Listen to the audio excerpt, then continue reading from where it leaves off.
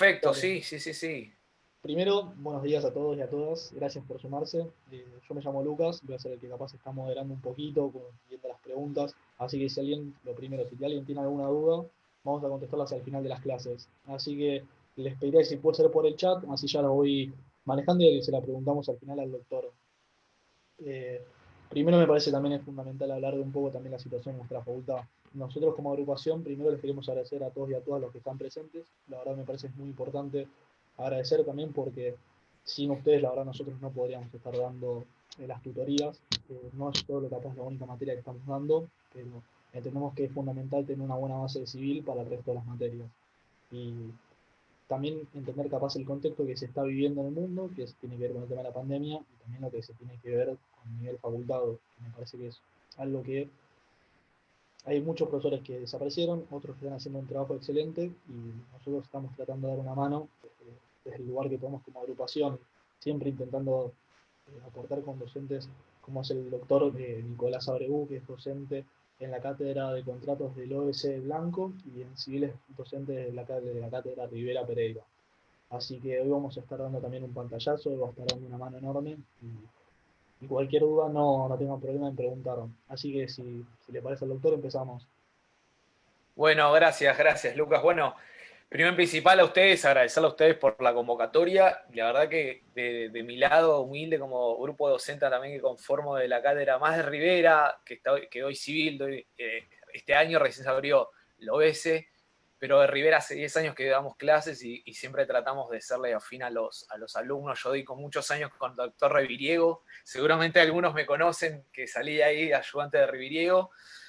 Pero bueno, como bien dijiste, Luquitas, te tomo la punta. En cuanto a civil, es un eslabón muy importante el comienzo de la carrera y lo más importante que nosotros tenemos que tener en cuenta al momento de afrontar la materia es con relación a las fuentes del derecho. Las materias en realidad siempre depende del programa, van tratando algunos temas más o menos importantes, pero siempre la clave, siempre la primera bolilla, la primera eh, el comienzo de la materia es las fuentes del derecho. Entonces nosotros, primero y principal, para empezar a identificar o a desmenuzar este tema de la fuente del derecho, yo me propuse con los chicos dividirlos en dos clases por lo menos. ¿Sí? La primera clase que vamos a arrancar, voy a explicar ahora un poquito qué son las fuentes del derecho y después vamos a analizarlas una por una.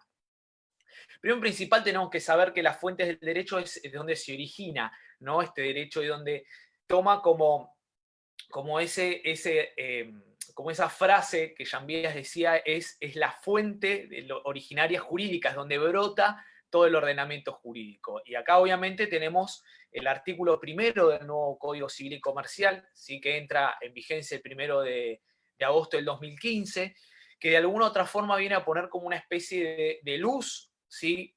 Académica, o si por así decirlo, también una cuestión también pedagógica para decirnos a nosotros los operadores jurídicos qué importancia tiene las fuentes del derecho, no solo para los jueces al momento de la aplicación en la sentencia, sino también para el momento de que los abogados tengan que defender a sus clientes y tengan que de alguna otra manera hacerlas presentar y fundar en sus demandas al juez.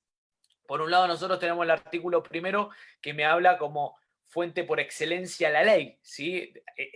Se dice, los doctrineros dicen que es la fuente más principal, ¿sí? Es la fuente fundamental, es la ley, porque de ahí van a ser justamente todo el fundamento jurídico que se encuentre en nuestros derechos. Pero me voy a detener un poquito en el artículo primero antes de empezar a hablar de las fuentes. El artículo primero del Código Civil Procesal me dice, vamos a leerlo, me dice, los casos que en este código rigen deben ser resueltos según las leyes que resulten aplicables, conforme a la Constitución Nacional, los tratados de derechos humanos, que la República Argentina sea parte. ¿Sí? Vamos por parte. La primera oración del Código Civil y Comercial, en cuanto se refiere a esta parte, tiene mucho que ver con lo que se denomina el proceso de constitucionalización del derecho privado. ¿Por qué se habla de la constitucionalización del derecho privado? ¿Y por qué dice que la Argentina, o sea, que el código toma como referencia las leyes, ¿sí? Como fundamental, no solo que la Argentina es parte, ¿sí? Sino las leyes internas? ¿Y con esto qué se refiere? Dos cosas. La primera, se refiere a las leyes que son regidas por todo el territorio nacional, ¿sí? Que son las leyes de carácter nacional, que se denominan las leyes de fondo, como el Código Civil y Comercial, que es la Ley 26994, como el Código Penal, ¿sí? Como las leyes de la Ley de Contrato de Trabajo, ¿sí? Son leyes que rigen a carácter nacional. La ley suprema que nosotros tenemos es la Carta Magna, ¿no? Que es la Constitución Nacional, esa ley fundamental a que nosotros no podemos avasallarla, ¿sí? Y después hablamos de los tratados de derechos humanos en que la Argentina es parte. Entonces, acá lo que se conforma es el bloque federal constitucional.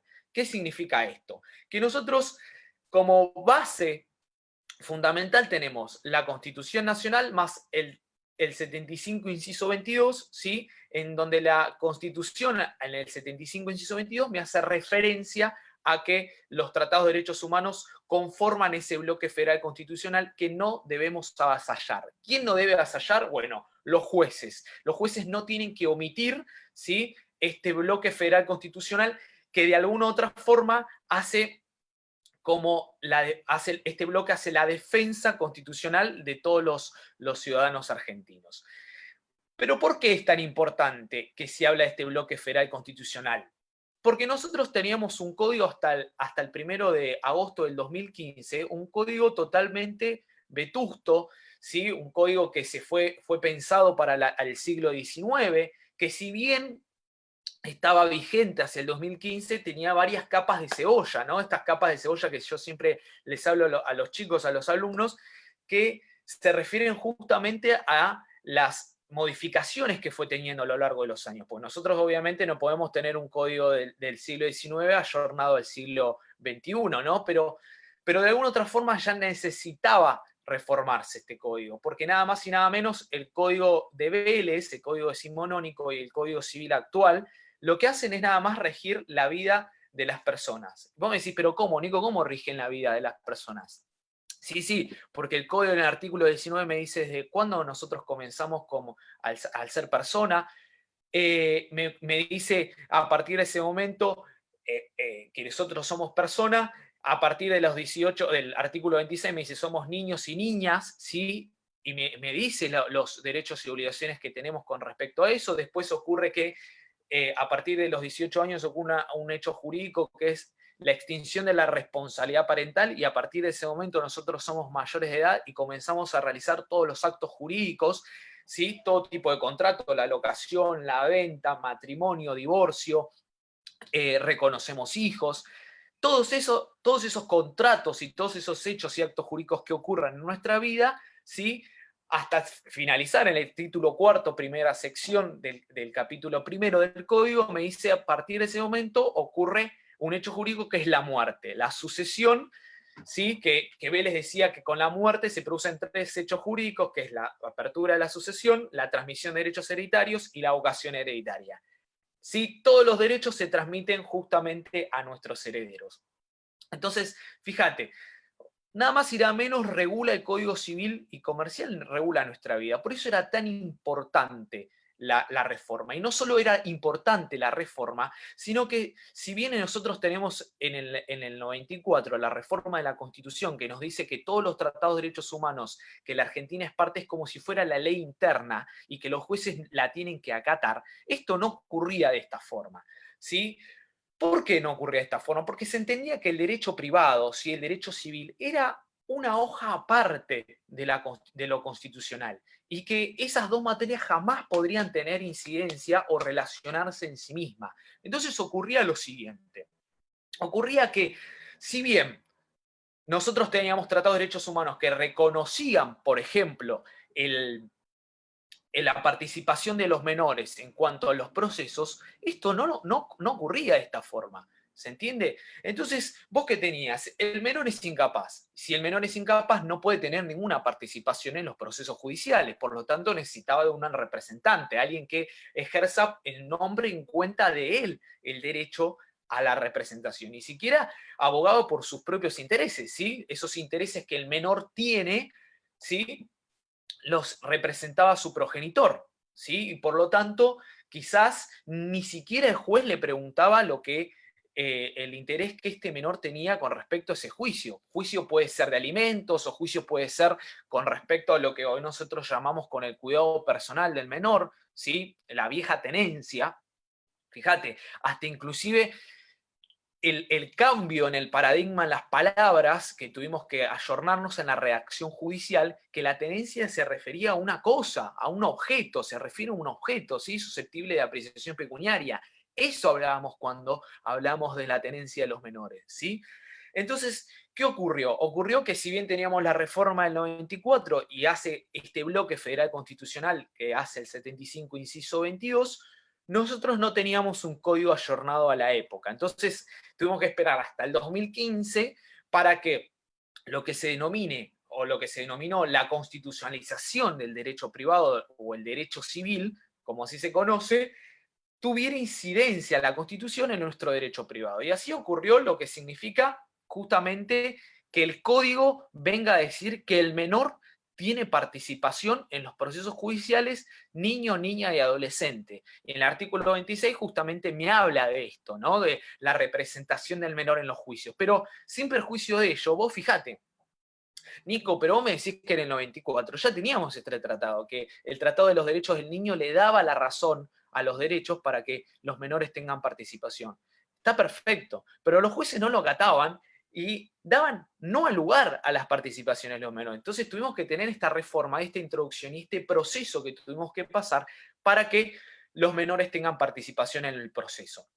Y fue súper interesante lo que ocurrió con este proceso, porque no solo en esta incidencia, sino en muchos otros aspectos, en muchas otras cuestiones, como por ejemplo la dignidad humana, que me habla el artículo 52 del Código, el derecho a la imagen, el 53, ¿sí? Y todo lo que tenga referido con lo que es a la persona humana y a la dignidad humana. Muy bien. Entonces, esto tiene que ver con lo que vendría a ser el contexto del proceso de la constitucionalización del derecho privado. Perfecto. Vamos primero por ese punto, ¿sí? Del artículo primero. Entonces, volvemos a las fuentes y vos me decís, está bien, Nico, entonces con todo este proceso que nosotros tenemos, el artículo primero del nuevo Código Civil y Comercial de la Nación, ¿sí? Les aclaro, chicos, que la 26994 es esta ley, el Código Civil y Comercial de la Nación, viene a decir en su primer artículo que la ley de este código y los tratados de derechos humanos son la fuente fundamental, ¿sí?, que se va a basar en este código, que los jueces deben tener en cuenta a la hora de fallar. Perfecto. Entonces vamos a hablar un poquito de lo que vendría a ser la ley, ¿sí? La ley como fuente fundamental. La ley, obviamente, cuando nosotros hablamos de la ley como fuente fundamental, tenemos que entender que es una fuente formal. Y acá vamos a definir o de alguna otra forma clasificar las fuentes. ¿Sí? Es una cuestión meramente académica o pedagógica, por así llamarlo, pero es súper importante que tengan en cuenta esta clasificación. Primero, en principal, las fuentes se dividen en las fuentes formales y las fuentes materiales. Por un lado tenemos que las fuentes formales son la ley, la costumbre jurídica y entre paréntesis o entre comillas vamos a poner los fallos plenarios, ¿sí? ¿Por qué los vamos a poner entre comillas a los fallos plenarios? Porque los fallos plenarios, de alguna otra forma, si bien no se encuentran regulados en el artículo primero del Código Civil y Comercial, son fuente obligatoria, es decir, que los jueces están vinculados a aplicarlas en las sentencias. Y por otro lado tenemos las fuentes materiales. Las fuentes materiales son la doctrina, el derecho comparado, los principios generales del derecho, ¿sí? Tenemos justamente lo que vendría a ser la jurisprudencia ordinaria, ¿sí? ¿Qué diferencia hay entre las fuentes formales y las fuentes materiales? La diferencia entre que las fuentes formales, toda su aplicación es básicamente obligatoria para aplicar el juez. Los libros o los doctrinarios hablan que las fuentes formales son las fuentes vinculantes, ¿sí? Vinculan al juez al momento de la aplicación en la sentencia, mientras que las fuentes materiales no vinculan a los jueces, es decir, que no se encuentran de alguna otra forma obligados por los jueces a aplicar el derecho comparado, tampoco la jurisprudencia, ¿sí?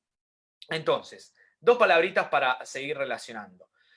Las fuentes formales habíamos dicho que son la ley, la costumbre jurídica y los fallos plenarios. Los fallos plenarios, acuérdense que entre paréntesis o entre comillas, que ya lo vamos a tratar en la clase que viene. Quédense tranquilos que los fallos plenarios los vamos a tratar. Después hablamos de las fuentes materiales, aquellas que no son vinculantes o obligatorias para los jueces en el momento de su aplicación. En esta, ¿cuál hablamos? Hablamos de la jurisprudencia ordinaria, la jurisprudencia, hablamos del derecho comparado, ¿sí? La doctrina y los principios generales del derecho, ¿sí? ¿Qué es la jurisprudencia? Bueno, la jurisprudencia son las sentencias, ¿sí? Las sentencias que los jueces emanan, y de alguna otra forma estas sentencias son vinculantes nada más interpartes. ¿Qué significa? Que son vinculantes para las partes que se encuentran en el proceso, fueron vinculadas a un proceso judicial. Nada más, ¿sí? No tienen efecto erga omnes, significa que no tienen efecto hacia terceros ni tampoco vinculan a los colegas que son los jueces. Perfecto. Entonces la decisión que se toma en un expediente judicial es mediante una sentencia definitiva por un juez. Perfecto, hasta ahí genial. Y esto, obviamente, no vincula a los demás jueces, no obliga a fallar igual que otro juez. Si un juez falló de color negro, no es vinculante, no es obligatorio para que otro juez falle el mismo color, por así decirlo. Después tenemos lo que vendría a ser el derecho comparado.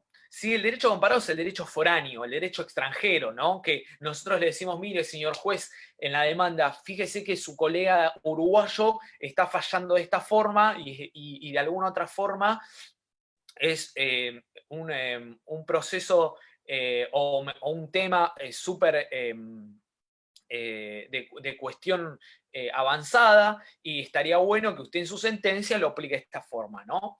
Siempre teniendo en cuenta en base fundamento del tema que estemos queriendo alegar para que el fundamento y para que la visión del juez se amolde a lo que nosotros le estemos diciendo. El juez en su sentencia puede decir, por ejemplo, en cuanto o en relación a el derecho que se aplica o el derecho que se está aplicando en Chile, o el derecho con relación al derecho peruano. ¿Sí? Tiene que ver con estas cuestiones, de que si bien alguna cuestión que no esté regulada acá en la Argentina, puede tomar como base y fundamento el derecho extranjero, pero no vincula a los jueces acá nacionales. Y después tenemos lo que son los principios generales del derecho. Los principios generales del derecho ya lo vamos a ver más adelante, en la clase que viene. Son principios vectores, ¿sí? Principios rectores que nosotros tomamos, que se encuentran escritos y no se encuentran escritos del derecho, ¿no? En general. Nosotros tomamos como fundamento básico lo que se encuentra en el preámbulo, los principios que se encuentran en los principios generales de derecho se encuentran en el preámbulo, el afianzar la justicia, la no discriminación, la igualdad, ¿sí? Son principios generales del derecho que si bien no se encuentran escritos, otros sí, ¿no? Principios generales como la libertad o el principio de legalidad que se encuentra en el artículo 19, que todo lo que no está prohibido está permitido, ¿no?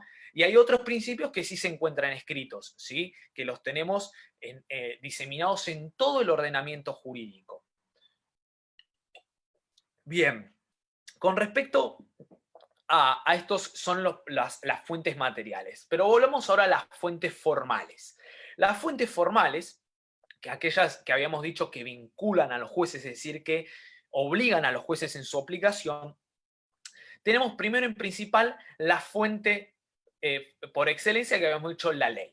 La ley es un conjunto de normas que regulan dentro de una sociedad determinada en un tiempo determinado, ¿sí? Y la ley pasa obviamente por otra clasificación, que son las leyes formales y las leyes materiales. Ojo, porque nada tiene que ver con la clasificación de la fuente material y la fuente formal. Esto siempre se equivocan, ¿sí? Los alumnos en Derecho Civil. Tienen que tener en cuenta que las leyes también se clasifican en las leyes formales y las leyes materiales. ¿Y qué diferencia hay, Nico, entre estas? Bueno, la diferencia que hay entre una ley formal y una ley material es que las leyes formales son aquellas que se encuentran o que mejor dicho, pasan por el proceso de sanción y formación de las leyes que todo Congreso necesita. Esto significa que pasan por la Cámara de Senadores y Diputados, ¿sí? Por un proyecto de ley, se promulga, pasa a ser ley por el Poder Ejecutivo, ¿sí? Y luego se manda a publicar, que también es otra facultad del Poder exclusivo e excluyente del Poder Ejecutivo, ¿sí? Y ahí se transforma en ley. Ese proceso que me habla el artículo 77 de la Constitución Nacional del proceso y sanción de formación de las leyes, ese justamente son las leyes formales. Y después tenemos las leyes materiales, que las leyes materiales emanan de una autoridad competente, ¿sí? No hace falta que pasen por el proceso de sanción y formación de las leyes. Estas leyes materiales emanan de cualquier autoridad competente que ya puede ser del Poder Ejecutivo, como tenemos los decretos de necesidad de urgencia, que son los DNU. Fíjense, los decretos del presidente Fernández que fueron en el marco de la pandemia fueron dictados por los DNU, ¿no? Y todas las prórrogas que posteriormente hubo. Por ejemplo, las resoluciones de la FIP, ¿sí? El AFIP es el AFIP, este instituto que es la Asociación Federal de Ingresos Públicos, justamente hace que sean leyes, pero son de carácter material, porque no pasan por el proceso de sanción y formación de las leyes, ¿sí? Que me pide la Constitución. Bien, como ustedes bien saben, la República, o no saben, porque pueden no saberlo, porque todavía no pasaron por constitucional, pero sí tengo entendido de que ustedes vienen de el CBC con 2 materias previas de derecho que pueden que hayan hablado de este tema, de que nosotros tenemos un sistema representativo republicano y federal. ¿Qué significa esto? Bueno, representativo es que nosotros no representamos, sino el gobierno no nos represente, sino a través de sus representantes. ¿Esto qué significa? Significa que el gobierno justamente va a legislar a través de los representantes y estos se eligen a través de los votos, ¿sí? Del voto. Y después vamos a ver las características del voto, ¿no? Es una cuestión aparte. Secreto, universal y obligatorio. Ahora, ¿qué significa que sea una república? La república tiene que ver justamente que esté dividida en 3 poderes nuestro país, ¿sí? Que se encuentra el poder ejecutivo, ¿sí? Que se encarga de la administración del país, el poder legislativo, que se encuentra justamente de la sanción y la creación de las leyes, y después, obviamente, con la conformidad de ambas cámaras, ¿sí? Y después tenemos el Poder Judicial, que en cabeza se encuentra la Corte Suprema de la Nación, que justamente se encarga de la administración de la justicia del país. Bien, perfecto. Nosotros tenemos que estos 3 poderes no tienen justamente ninguna... sus funciones no pueden inmiscuirse en las demás funciones, ¿sí? Cada una se encuentra por la Constitución Nacional encargada de cada función y cada deber. Bien, ahora, si bien nosotros somos una república representativa y federal, porque justamente ocurre lo siguiente, ocurre que nosotros nos encontramos, ¿sí? Divididos políticamente por provincias. Ocurre que cuando se sancionó nuestra Constitución en 1853, estas provincias de alguna otra forma, que si bien son autónomas, delegaron sus facultades, ¿sí? A un poder central que se llama la nación. Entonces, hay algunos poderes que no se delegaron, sí, hay algunas facultades que no delegaron, pero otros sí, como por ejemplo en cabeza de estos 3 poderes que nosotros hablamos que rigen en todo el territorio nacional. Y vos me decís, Nico, pero ¿cuáles son aquellos que no, aquellas facultades que no fueron delegadas? Bueno, aquellas facultades que no fueron delegadas son como, por ejemplo, las leyes de educación, ¿sí? Que cada provincia tiene su propia ley de educación. Otras facultades que no fueron delegadas fueron en los procesos judiciales, ¿sí? Aquellos procesos judiciales que cada provincia tiene en sí, ¿sí? cuanto a sus códigos de forma, se llama, ¿sí? La forma de ir a litigar en cada provincia es distinta, no es lo mismo litigar en provincia de Buenos Aires que venir acá a Capital Federal. Son departamentos territoriales, ¿sí? Totalmente distintos y tienen su código de forma distinta. ¿Por qué? Porque esos fueron facultades que no fueron delegados al poder central. Bien, pero como si bien nosotros nos encontramos divididos en nación con estos tres poderes, ejecutivo, legislativo y judicial, también en las provincias encontramos la misma división. En la cabeza de la provincia encontramos al poder ejecutivo, que es el gobernador, ¿sí? El poder legislativo, que son las legislaturas provinciales, ¿sí? o los congresos provinciales, y obviamente los poderes judiciales de cada provincia. Municipalmente también encontramos esta división, ¿sí? Del poder en la cabeza se encuentra el intendente, que es el poder ejecutivo. En la cabeza del poder legislativo se denomina el Consejo de Deliberantes, y también tenemos al poder judicial, que son los que nosotros llamamos los jueces de falta, de pequeñas contravenciones que tienen que ver justamente en la incidencia territorial del municipio. Bien, si nosotros obviamente nos encontramos en esta división política en nuestro país de esta forma, fíjense, de nación, provincia y municipio. Bien, ahora fíjense, habiendo explicado esta cuestión, nosotros acá tenemos que dividir y ver qué tipo de leyes son formales y qué tipo de leyes son materiales. Y para eso tenemos que dilucidar dos aspectos principales de la ley. Y toda ley es general y es obligatoria. Nico, ¿toda ley? Sí, toda ley es general y obligatoria. Y cuando me refiero a que toda ley general, no me refiero a que tiene que regir en todo el territorio nacional. No, cuando me refiero a una ley tiene que ser general, es cuando rige solamente para aquella entidad territorial que se emitió. Por ejemplo, si yo le digo un decreto de necesidad o un decreto del gobernador Kicillof, ¿sí? Que es el gobernador de la provincia de Buenos Aires. ¿Es una ley material o formal? Es una ley material, porque no pasa por el proceso de sanción y formación del Congreso, ¿sí? De las leyes, ¿no? Que el Congreso me emana de la Constitución. Perfecto. Es una ley de tipo material porque emana de una autoridad competente. Genial. ¿Es general? Sí, es general. ¿Por qué es general? Porque tienen que cumplirla todos los habitantes de la provincia de Buenos Aires, y es general para todos los habitantes de la provincia de Buenos Aires, ¿sí? No solo para todo el territorio, sino para exclusivamente la provincia de Buenos Aires. Bien, ¿y es obligatoria? Sí, es obligatoria, porque si nosotros no cumplimos con la ley, automáticamente se imparte una sanción, ¿sí? Hay una sanción jurídica, ¿sí? Esta sanción es la consecuencia del incumplimiento de la ley. Perfecto.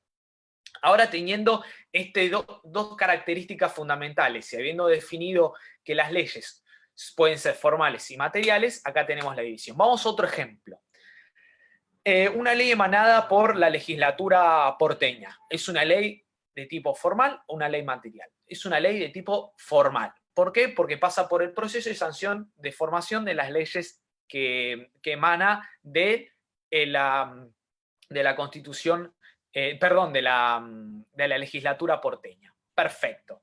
Bien. ¿Es general? Sí, es general para todos los habitantes de la Ciudad Autónoma de Buenos Aires. ¿Y es obligatoria? Sí, es obligatoria. Perfecto. Bien.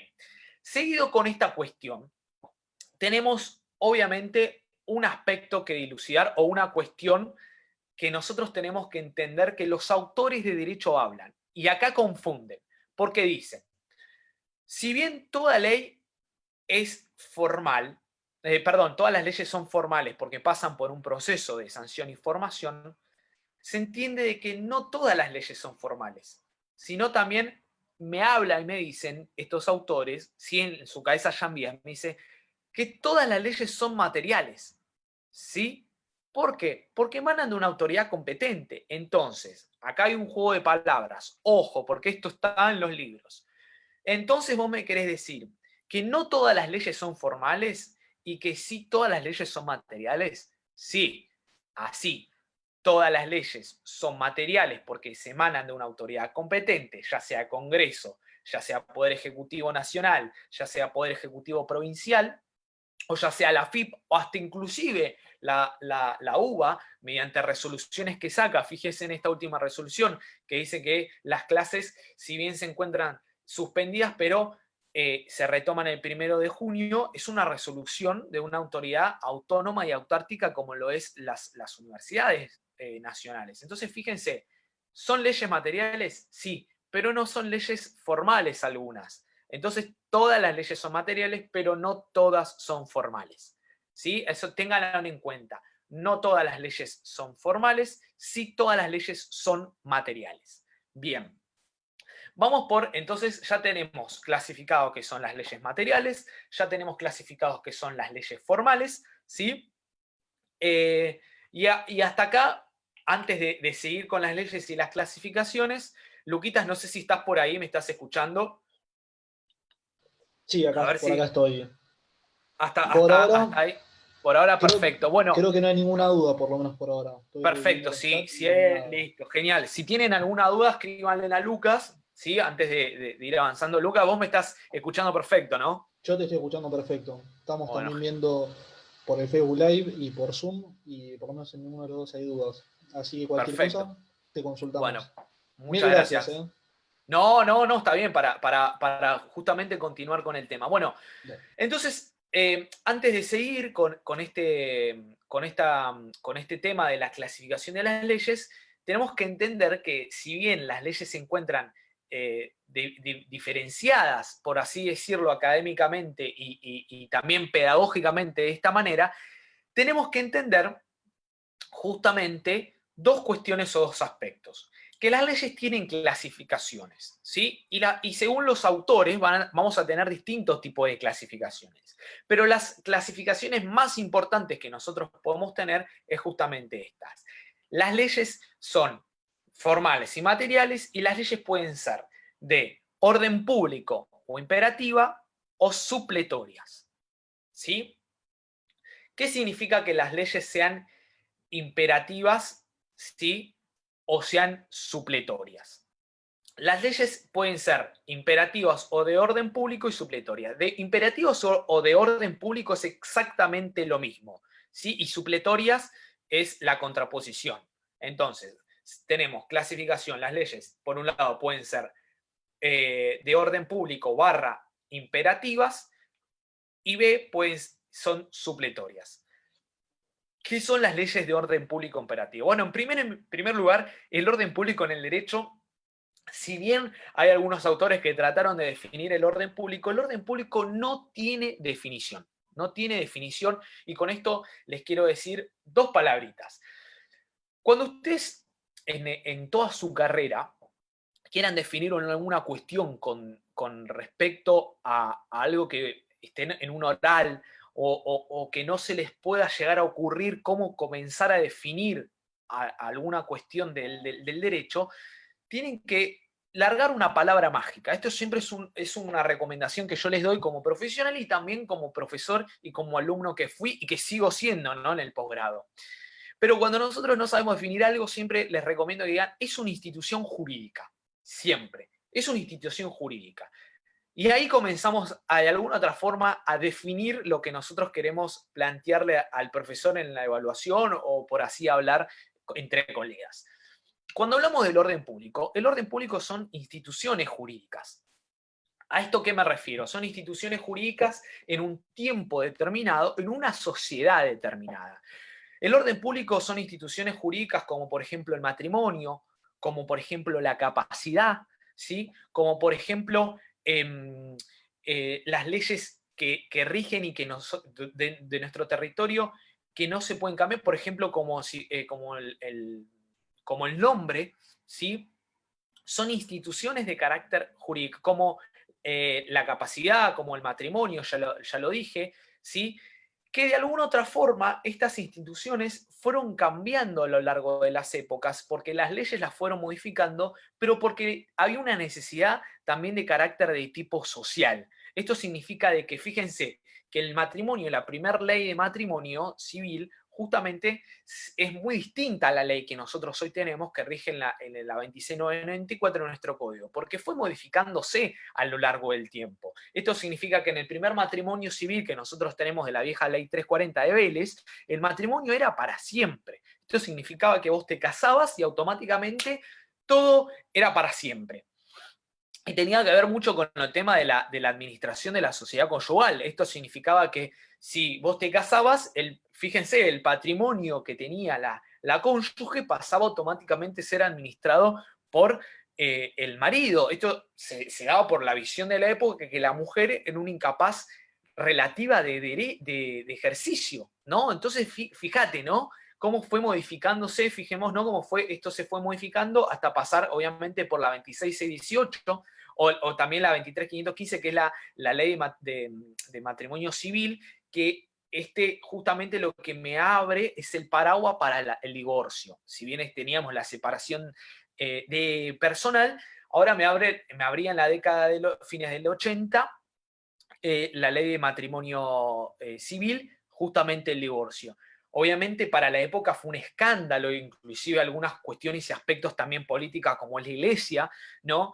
Pero se entendía que la necesidad de que para siempre no era el matrimonio y que esto había que de alguna otra forma ponerle un fin. Bueno, si bien con las aristas que la ley me pedía que había que tener, obviamente, para un matrimonio incausado, esto significa que ya no había amor entre las parejas, nos obligaban a estar 3 años casados y de ahí recién poder pedir el divorcio, fíjate, ¿no? Porque la verdad que totalmente inaudito, y hoy tenemos el nuevo código, que es un matrimonio totalmente incausado, que ya no existen deberes de tipo legal, ¿sí? Solamente moral. De nosotros tener la fidelidad, la cohabitación y los alimentos como deberes legales en el viejo código de Vélez, o la vieja ley, mejor dicho, ahora directamente no tenemos causa, motivo, razón o circunstancia, diríamos, para llegar al divorcio. Simplemente notificando al otro cónyuge, ya está. Es decir, que yo, si me fui infiel, yo no puedo pedir los daños y perjuicios al juez porque es un deber de tipo moral. Hoy ya no es legal. Esto significa que yo no me encuentro legitimado para ir a reclamar el derecho al juez, ¿sí? Para el divorcio. Entonces, fíjate, si bien nosotros lo que hoy tenemos es el matrimonio encausado, pero pasó por un proceso. En el 2010 nosotros tuvimos la ley 26618, que fue la ley de matrimonio igualitario. Esto fue un antes y un después para nuestro derecho. Hasta inclusive, fíjense que somos pioneros en el derecho latinoamericano, en que el país comienza a pensar la institución como matrimonio como lo vendría a ser la familia ensamblada, y entender también en el nuevo código que justamente si bien existe mamá, papá, existe papá, papá, y también existe justamente hace no mucho la ley empieza a fallar por la triparentalidad, justamente que puede existir la posibilidad por las técnicas de reproducción humana asistidas que venga un tercer padre, ¿sí? Entonces yo ya no tengo esa pareja planteada desde el derecho heterosexual con hijo e hija, ¿no? Ya comienzan a haber otros hilos interesantes a decir, bueno, los jueces empiezan de alguna otra forma a ver que la familia, como nosotros la entendíamos hace 20 años atrás, ya no existe. Y de alguna otra forma el derecho tiene que darle una lectura positiva a esto. Y como operadores jurídicos que ustedes están estudiando, tenemos que ver esta visión, ¿sí?, de la familia. Esto significa que de alguna otra forma el derecho es justamente planteado para amoldar las relaciones y regular estas relaciones jurídicas que nacen a raíz nada más y nada menos que del amor, fíjate, ¿no? Y aparte, no solo esta cuestión, sino que también la 2618 de la del matrimonio igualitario viene a modificar la institución como es la adopción y como la elección del nombre. Fíjate, también el nombre era muy importante, ¿no? Porque el nombre, dos palabritas con esto, porque el nombre tiene que ver mucho con la cuestión de que nosotros teníamos la vieja 18211, que me hablaba de la elección del nombre, y la 26618. Y teníamos que estas leyes estaban en vigencia al mismo tiempo, y de alguna otra forma no se dieron cuenta los legisladores que las parejas homoparentales tenían la libertad de elegir entre ellas el apellido de que ellas quieran, de ellos dos quieran elegir, ¿no? Sea mamá, mamá, papá, papá, ¿sí? Entonces, tenían la libertad de elegir quién primero llevara el apellido. Después teníamos esta ley, ¿sí? Paralela, que era la vieja ley de nombre, que decía que el primer apellido de una pareja heterosexual lo iba a llevar el padre. Esto significaba que ponía justamente en una balanza de desigualdad, ¿sí? En cuanto a la elección del nombre que las parejas heterosexuales tenían. Entonces estábamos tirando justamente la balanza para mejor derecho en las parejas homoparentales. Entonces, por el principio de igualdad, automáticamente se declara la inconstitucionalidad justamente de ese artículo de la ley y luego, ¿sí?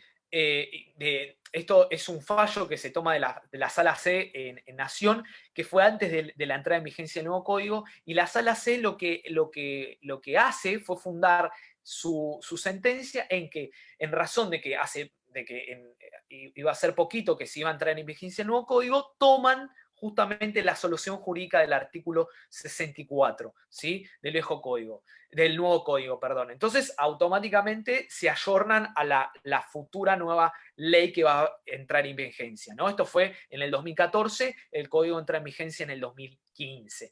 Entonces, todo este proceso que yo les cuento justamente es nada más y nada menos de orden público. ¿Por qué es de orden público? Porque las partes no se pueden apartar.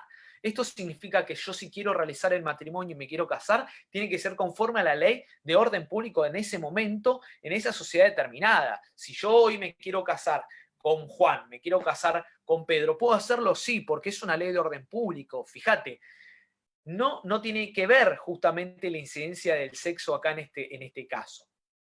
Ahora, dicho esto también con respecto a la capacidad pasa exactamente lo mismo o de alguna otra forma distinto, porque se fue regulando en el Código Vélez, nosotros éramos menores de 18 años, éramos incapaces absolutos de ejercicio, eso significa que yo no podía hacer absolutamente nada si no era bajo representación de mis padres. Automáticamente esa decisión era tomada por mis padres, no por el menor, y el menor no se lo escuchaba, como yo dije al principio de clase. Era incapaz o capaz, absolutamente. Entonces, por unas cuestiones jurisprudenciales, como por ejemplo la decisión tendientes al cuidado del propio cuerpo del menor, esto se da justamente en la jurisprudencia argentina cuando una menor a punto de ser mayor de edad no podía donarle la médula ósea a su hermana para salvarle la vida, porque la decisión la tenían que tomar los progenitores. Fíjate, ¿no? Entonces nosotros teníamos que, según el pensamiento de Vélez, teníamos que esperar que la menor cumpliera 18 años para ella poder ser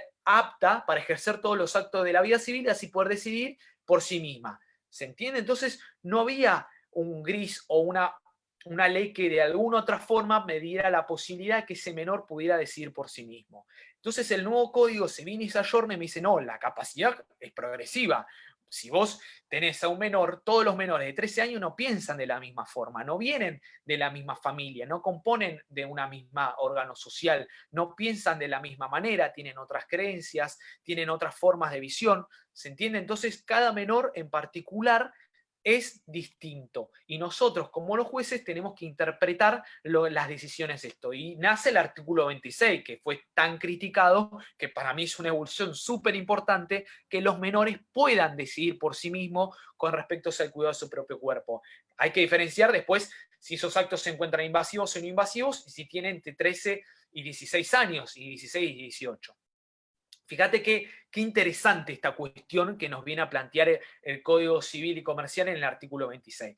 Esto es de orden público, chicos. La capacidad es de orden público. Los jueces no se pueden apartar, ni las partes en los contratos no se pueden apartar de estas cuestiones. ¿Se entiende? Perfecto.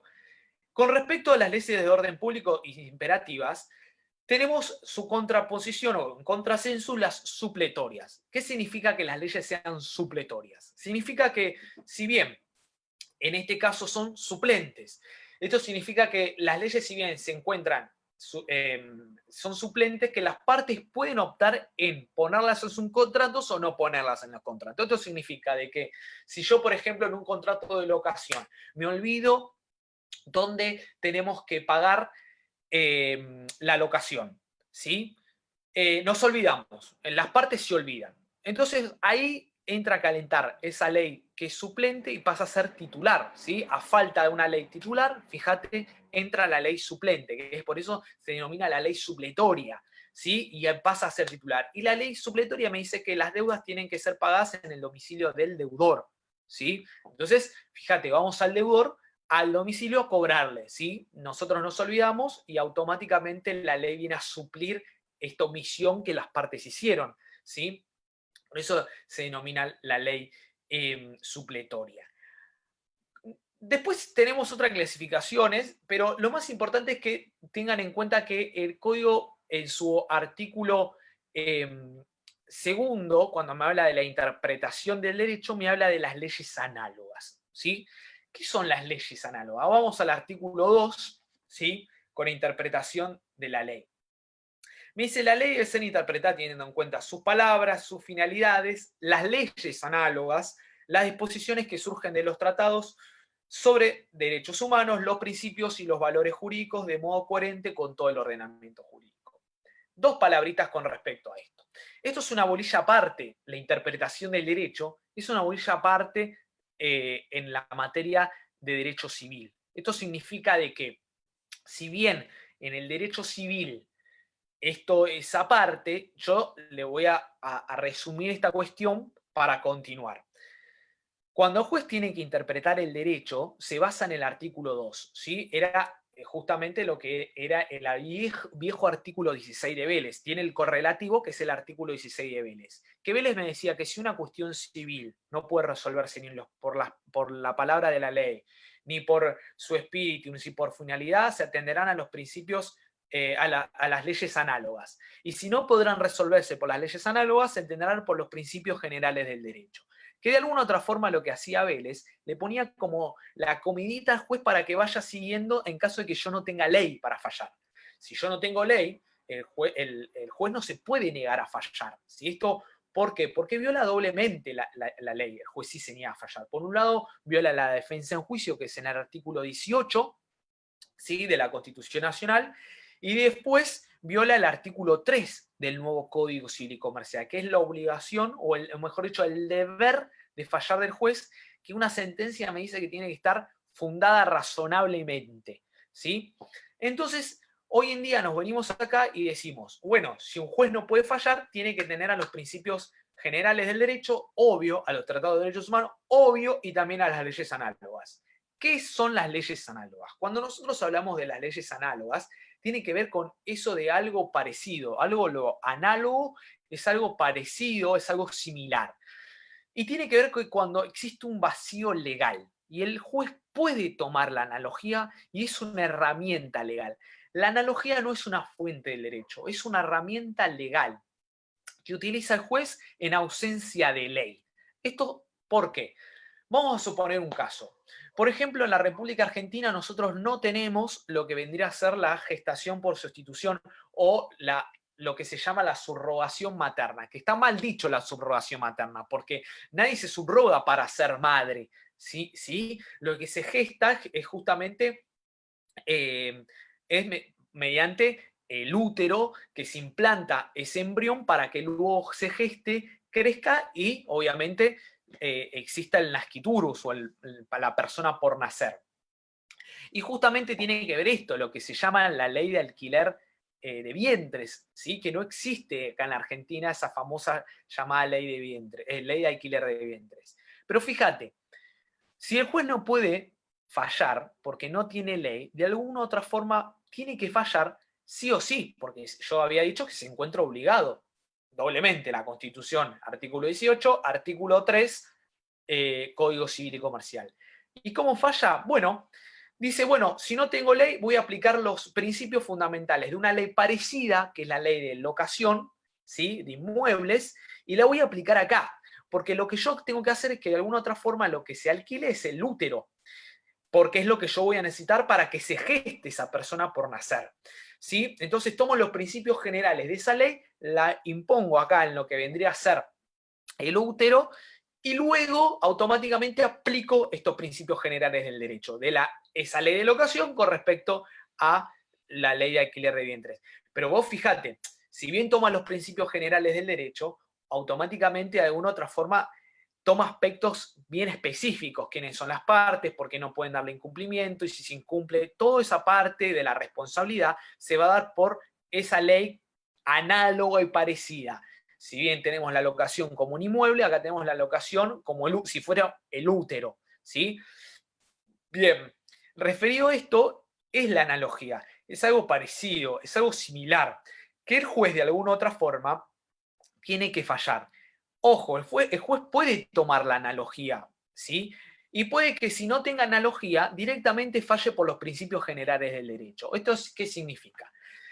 Principios generales del derecho, que yo no me puedo negar a fallar porque acá yo no me puedo a negar que dos parejas, o mejor dicho, una pareja, por no poder tener o por no poder gestar, ¿sí? a una persona por nacer o a un bebé, yo le niegue la posibilidad de la gestación por sustitución. Esto significa que yo no me puedo negar, porque si me niego estoy violando el principio de la discriminación, el principio a no formar una familia, el principio de la discriminación contra toda la familia. Y justamente son principios generales del derecho que si bien no se encuentran escritos, pero están consagrados en el 75, inciso 22 de los tratados de derechos humanos. Y es súper importante porque hasta inclusive la jurisprudencia de la Corte Internacional de Derechos Humanos en Artavia Murillo, en Fontevecchia, en Rodríguez, fíjate que tenemos justamente jurisprudencia asentada de la Corte Internacional de Derechos Humanos y que podemos tomar en base a esto. Y es súper interesante la evolución que hubo con respecto a esto y que el juez puede tomar esos principios que si bien no tiene leyes, toma esos principios para decir, che chicos, yo me baso en estos principios y otorgo justamente la parentalidad. Se da un caso súper particular, por ejemplo, con respecto a un caso que me estoy acordando ahora de Lomas de Zamora, que en el 2018 tuvo sentencia de primera instancia que la jueza dictaminó, ¿sí? De que si bien el artículo 562 del Código Civil y Comercial me da la posibilidad de la afiliación, fíjese, por técnicas de reproducción humana asistida, está perfecto, pero fíjese que tiene que ser un donante un tercero y la parentalidad, acá se da justamente que el donante es la hermana de la chica. Entonces ahí había un problema con respecto a la inscripción porque ya el instituto que iba a implantar el embrión crioconservado no aceptaba a la hermana de la chica, ¿se entiende? Como gestante.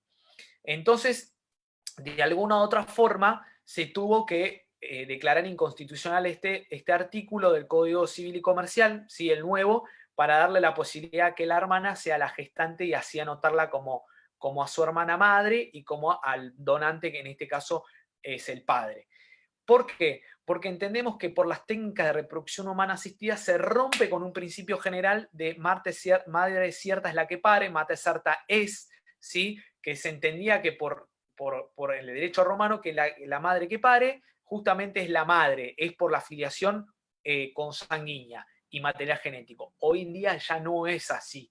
La gestante ya no comparte ni el material genético ni justamente el componente sanguíneo, ¿sí? Entonces es solamente una prestante del útero. Se puede optar por un donante, es decir, un tercero anónimo, quien utilizamos el esperma para crear el embrión, o justamente uno de los progenitores, ¿sí? Y también podemos utilizar el material genético de la madre que se le crea el embrión, ¿sí? De aquella que va a ser la futura madre, ¿sí? Entonces, fíjense, y en base a este caso, hubo un caso muy parecido y similar que hace poquito en Mar del Plata se falló de la triparentalidad. Esto significa que los tres estuvieron de acuerdo, los tres el donante del esperma, la madre que conservó el embrión, ¿sí? y la gestante, los tres estuvieron de acuerdo en ser los tres padres, porque los tres querían ser padres. Entonces la justicia tuvo que dictaminarlo de esta manera. Fíjate, nada está regulado y en cuanto lo hace del principio general de la familia y la no discriminación, tenemos que fallar y tenemos que ser justamente estar a la altura de estas cuestiones, ¿sí? ¿Se entiende? Y en el derecho de familia es una evolución súper importante que se da, ¿sí? Luquitas, ¿estás por ahí? Por acá estoy.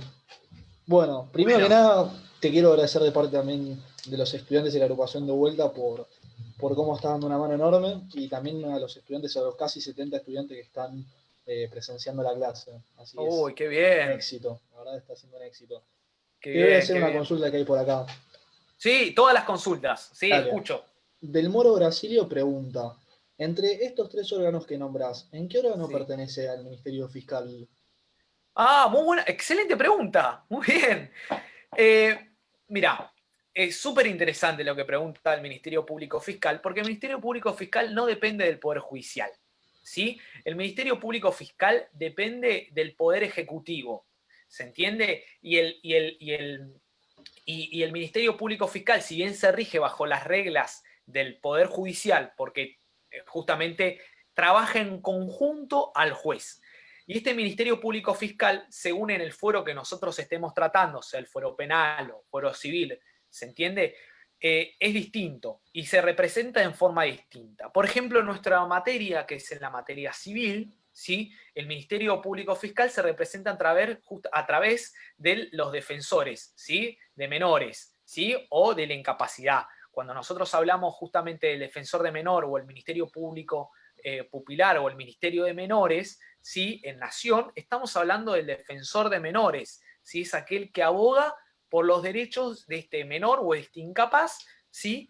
Y que realizan su tarea en conjunto al juez para llegar justamente a una solución jurídica, que vela por los intereses de esta persona menor o este incapaz. Y esto significa que el juez siempre le tiene que dar intervención al defensor, bajo pena de nulidad relativa. Si antes se pensaba que era bajo pena de nulidad, esto significa que todo lo actuado hasta ese momento no se podía. Vamos a poner un ejemplo. Si hay un menor que tiene propiedades, ¿sí? Porque fue heredada. Y este menor lo que quiere hacer es vender una de sus propiedades para cubrir o costear toda su carrera en el exterior. Bueno, en principio no lo podría hacer porque necesitamos la representación de los tutores o del padre o madre o de los progenitores. Y al tenerse en cuenta que su criterio y su forma de actuar tiene una finalidad que es distinta a los padres, porque quizás los padres no quieren que se vaya al exterior, tenemos que entender que el quien aboga por su cuestión interés es el abogado del niño, ¿sí? Y distinto es el defensor de menores, porque el defensor de menores va a, de alguna u otra forma, a velar si el juez actuó bajo derecho y conformidad del menor. ¿Se entiende? Si se actuó bajo la órbita jurídica legal que conforme al derecho se acate, en cuanto a menores, ok, el defensor de menores le va a dar el visto bueno. Si no, el defensor puede apelar y puede ir a segunda instancia en caso de que se encuentre en disconformidad en aspectos legales en la resolución del juez. ¿Se entiende? Clarísimo, clarísimo. Me gustaría justo ahora, mientras que estamos justo haciendo un corte chiquitito, Sí. recordarles a los chicos y a las chicas que el viernes a las 2:30 va a estar la segunda parte. Y también hacer una invitación para el viernes 8 de mayo. Vamos a estar hablando de las cárceles y justicia en tiempo de Uh, coronavirus. Va a venir uh, el doctor Raúl Temón. Eugenio de Zaffaroni, Graciela Peñafort y Gustavo Vargas. Así que están todos invitados. Y no hay ninguna duda. Así que, si te Excelencia. parece, Ya no hay ninguna duda más. era esa única duda que tenían. Perfecto, perfecto. Ahora, Me encanta. per- Sí, justo pusieron, tengo dos más. A ver sí, qué, sí. qué dudas. Sí, sí. A ver qué comentan. Perfecto. Listo. Mm, Bueno, el viernes que viene, si querés, no le podemos dar sonido, no, ¿no? Al no, chico, no, no. porque ahora las va a transcribir un Ah, compañero. perfecto, perfecto. El viernes que viene a las 2:30 seguimos con la segunda parte de Fuentes y avanzamos. Me parece que es 12:30. Por eso 12:30. ¿Se Ah, escuchó entendí mal? 2:30. Sí, sí, No, te no, escucho 12, 12 y 12, media. 12. 12 y A- 30. Acá justo hicieron la pregunta. Preguntaron, Sí, si no hay principio general del derecho, ¿el juez debe fallar por analogía? muy buena pregunta, excelente. Muy bien, chicos, muy bien. En realidad es así. Ocurre lo siguiente. ¿Quién preguntó eso? Juan Martín ¿Sabe? Sala. Bueno, Juan Martín, mira, lo siguiente, tu pregunta es súper entendible. Pero pasa lo siguiente. Los jueces antes en el viejo código de Vélez tenían como de alguna otra forma como el camino bien marcado. Fíjate, si vos te vas al viejo 16 del código de Vélez, me decía, si una cuestión civil no puede resolverse ni por, decía, las palabras de la ley, ni por su espíritu, se tenderá a la analogía. Si no hay analogía, los principios generales del derecho. Esto significa lo siguiente, que si no hay principio general del derecho, que siempre lo va a haber,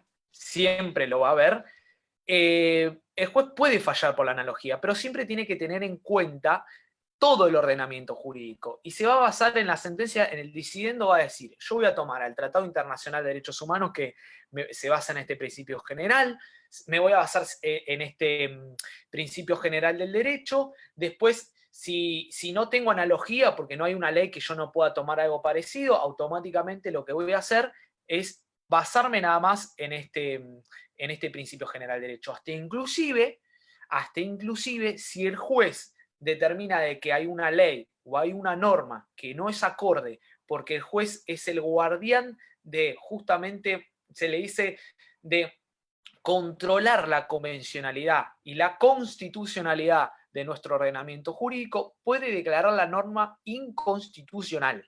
Esto significa de que no le va a dar efecto derogatorio a la norma, significa que no va a ser, en ese aspecto del expediente, no va a tenerse en cuenta esa norma y el juez va a fallar en cuanto a él le parezca más justo y más razonable. ¿Se entiende? Después vamos a ver si esta inconstitucionalidad que la declara el juez va a ser confirmado o no en cámara, pero en principio tiene esa herramienta, ¿sí? Sí, ¿Querés que te haga la otra consulta? sí, obvio, Dice, y la última, preguntan por el abogado del niño. sí. El abogado del niño, en general, directamente me dicen mis colegas que funciona muy bien en lo que vendría a ser en la provincia de Buenos Aires. El abogado del niño, si bien está hoy lo que nosotros tenemos, si bien, fíjate, súper interesante esta pregunta. Si nosotros teníamos la figura del abogado del niño por la Convención de los Derechos del Niño, que nosotros fuimos parte del 94 hasta ahora, no se lo tomaba en cuenta. No se lo tomaba en cuenta. Lo tengo que recién poner en el artículo 26 para que sepan de que el niño tiene su propio interés. A nosotros nos pasó en el juzgado, en particular, se dio una cuestión súper interesante porque había un menor, esto lo voy a contar, que siempre es algo súper interesante de ver las cuestiones prácticas en la aplicación del derecho. Había un menor justamente que quería pedir dentro de su patrimonio que el juez autorice, ¿sí?, un dinero que era a raíz de un accidente de tránsito que había tenido, un dinero para su utilización. Pero ese dinero tiene que tener una finalidad. Bueno, el juez, ¿sí?, en ese momento, que era mi jefe, llama a una audiencia y cita obviamente el defensor de menores, los padres y el menor. En ese momento el menor no hacía falta que tenga abogado, ¿sí?, porque era una cuestión además de administrativa, a ver para qué quería el dinero. Pero el juez nos llamó mucho la atención porque quien se presentaba era la madre que quería, ¿sí? Pero para reformar la habitación, decía, ¿no? La finalidad era la reforma de la habitación. Y este menor tenía 14 años, ¿sí? Entonces el juez le pregunta y le dice, obviamente yo adelante presencié todo, y le dice, ¿vos para qué querés el dinero? ¿Para reformar tu habitación? Le dice, no, señor, yo quiero el dinero para comprarme justamente una computadora más nueva porque yo quiero ser ingeniero y me interesa todo lo que... Entonces la madre automáticamente corta todo y dice, no, nosotros queremos reformar porque hay pérdidas y ahí está ahí con humedad, cambio. Bueno, entonces nosotros dijimos que justifique el por qué tenía que darse ese dinero, para que al final no había ni pérdida, no había nada, no lo pudieron justificar. Nosotros levantamos el dinero para nada más y nada menos para darle al menor esta posibilidad de que se compre esa computadora que este quería para justamente el futuro que él tenía. Eh, Fíjate qué interesante, ¿no? Porque el interés se contraponía con el de la madre. Y el interés y esto tiene que ver con un principio fundamental, que es el interés superior del niño, ¿no? Y el interés superior del niño, que si bien está consagrado en nuestro Tratado de Derechos Humanos y también en el Código Civil y Comercial, que esto viene de la mano de la doctora Marisa Herrera, que hace mucho énfasis en cuanto a este principio superior.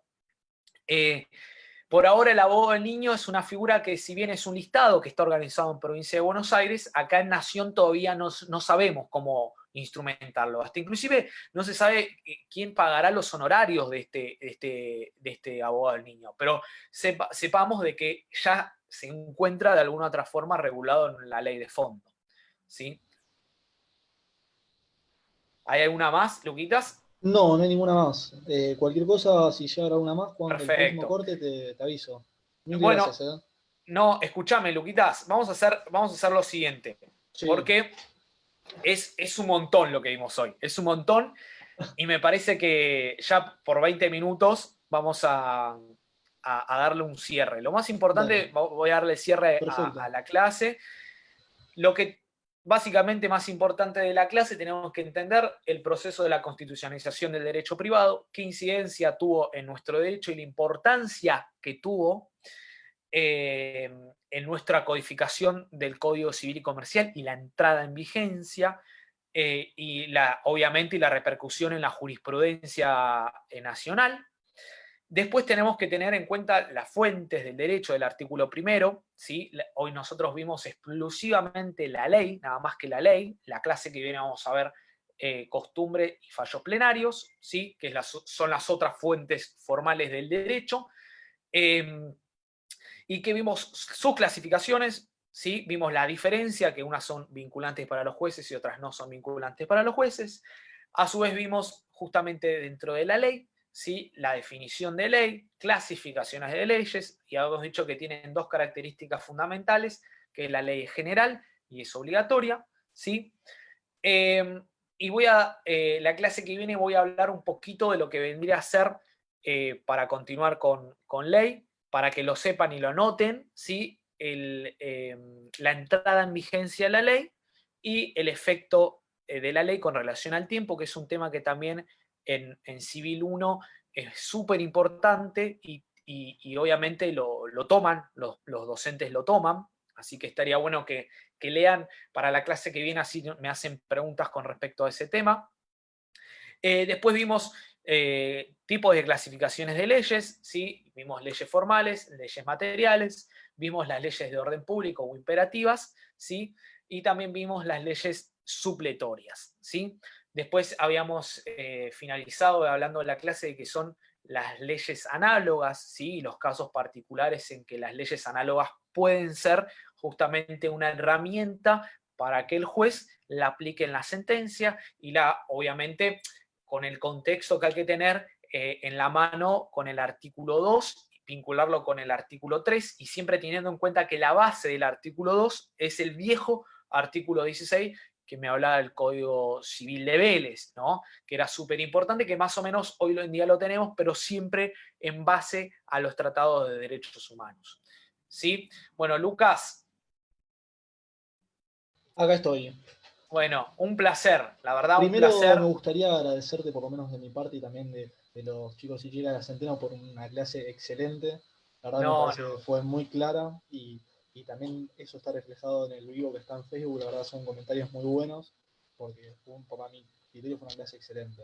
Bueno, Eh, muchas gracias y la verdad que como docente tenerlos del otro lado a mí me da una satisfacción tremenda. Yo, la verdad que yo lo hago de todo corazón y es una profesión que se da de alma y con pasión. Siempre a mis alumnos le digo que siempre con pasión y con amor se logra todo, y en un momento muy difícil como el que estamos viviendo hoy en día, que no tenemos el contacto, ni siquiera la relación alumno-profesor que siempre me encanta tener, se me hace muy difícil verme a mí y empezar a hablar y no tener la participación que siempre tengo, pero sí, me da mucha satisfacción de que yo lo hago simplemente por el amor a lo académico y para mantener siempre el estatus que nuestra universidad tiene, y porque yo siempre le digo que no nos equiparemos con Harvard, porque ya le ganamos a Harvard en un momento, y que nosotros somos